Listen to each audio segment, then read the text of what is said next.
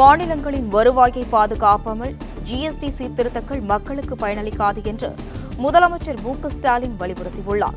GST வரி குறைப்பின் பலன்கள் மக்களுக்கு நேரடியாக சென்றடைய வேண்டும் என்றும் முதலமைச்சர் மு.க.ஸ்டாலின் கூறியுள்ளது குறிப்பிடத்தக்கது. இதுகுறித்து கூடுதல் விவரங்கள் வழங்குவதற்காக செய்தியாளர் பாண்டியராஜன் இணைப்பில் உள்ளார்.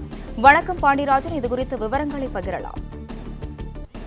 சீர்திருத்தம் கொண்டு வருவதற்கான முயற்சியில் மத்திய அரசு ஈடுபட்டிருக்கக்கூடிய நிலையில எதிர்க்கட்சிகளினுடைய உறுப்பினர்கள் சார்பில் இந்த ஜிஎஸ்டி குழு கூட்டமானது இன்று நடைபெற்றிருந்தது.